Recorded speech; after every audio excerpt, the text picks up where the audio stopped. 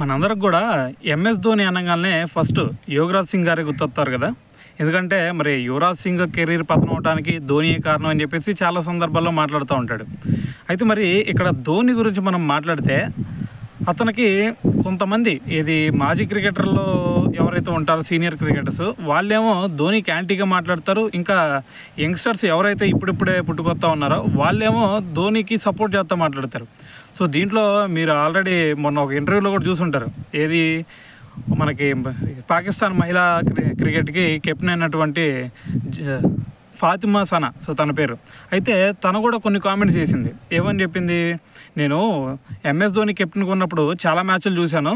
అతను కెప్టెన్సీ చూస్తూ ఉంటే నాకు చాలా ముచ్చటేస్తూ ఉండేది. నేను కూడా మరి మా టీంకి అదేవిధంగా కెప్టెన్సీ చేయాలని చెప్పేసి చిన్నప్పటి నుంచి కూడా నేను అనుకుంటూ ఉండేదాన్ని అని చెప్పేసి తను కొంచెం ప్రశంసలు జల్లు కురిపించింది. సో దాని తర్వాత మరి మనకి రీసెంట్గా డెవాల్డ్ బ్రేవిస్ సిఎస్కే తరపున ఆడాడు కదా, అప్పుడు డెవాల్డ్ బ్రేవిస్ కూడా సేమ్ ఇదే చెప్పాడు. ఏమని, మరి ఎంఎస్ ధోనితో పాటు క్రికెట్ ఆడటం అనేది నేను చాలా గౌరవంగా భావిస్తాను.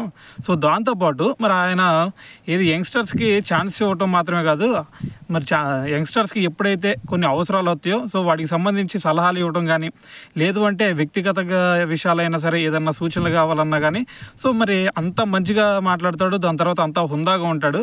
సో మరి ఇటువంటి గొప్ప ప్లేయర్తో ఇటువంటి గొప్ప కెప్టెన్ అండర్లో ఆడటం ఇది నాకు చాలా గౌరవంగా ఉండిద్ది అని చెప్పేసి కూడా డెవాల్డ్ బ్రేవిస్ మాట్లాడాడు. అంటే మరి ఇంకో పక్క చూస్తేనేమో మొన్న రీసెంట్గా ఇర్ఫాన్ పఠాన్ కూడా కొన్ని కామెంట్స్ చేశాడు కదా, యూసుఫ్ పఠాన్కి ఛాన్స్ ఇవ్వాలని చెప్పేసి నన్ను పక్కన పెట్టేశాడు.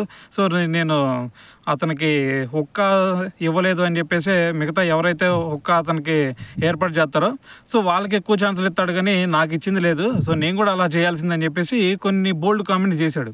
అయితే ఇక్కడ ఓవరాల్గా చూస్తూ ఉంటే ఎవరైతే సీనియర్ క్రికెటర్స్ ఉంటారో వాళ్ళేమో ధోనికి యాంటీగా మాట్లాడుతూ ఉన్నారు.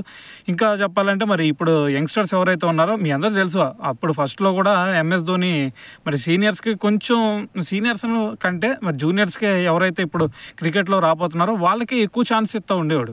సో సీనియర్స్ని అప్పటి వరకు చూసి ఎవరైనా సరే కరెక్ట్గా అనిపించలేకపోతే వాళ్ళని నిర్దాక్షిణ్యంగా పక్కన పెట్టేసి ఎవరైతే యంగ్ టాలెంట్ ఉంటారో సో వాళ్ళని లోపలికి తీసుకొస్తాడు. సో దాంట్లో భాగంగానే మీ అందరూ చూశారు కదా, రోహిత్ శర్మని విరాట్ కోహ్లీని వీళ్ళిద్దరిని ఎలా బ్యాకప్ చేశాడు. దాని తర్వాత వాళ్ళు ఏ విధంగా ఇండియన్ క్రికెట్ టీంకి పిల్లర్స్గా అయ్యారు అనేది మనందరం చూసిందే. సో మరి ఓవరాల్గా మరి దీని గురించి అంటే అటువైపు జూనియర్స్ ఏమో మరి అతన్ని ప్రశంసించడం, దాని తర్వాత సీనియర్స్ ఎవరైతే ఉంటారో వాళ్ళేమో మరి ఆయన విమర్శించడం. సో మరి దీని గురించి మీరేమనుకుంటున్నారు అనేది కూడా తెలియాలి కదా. సో కింద కామెంట్ చేసేయండి.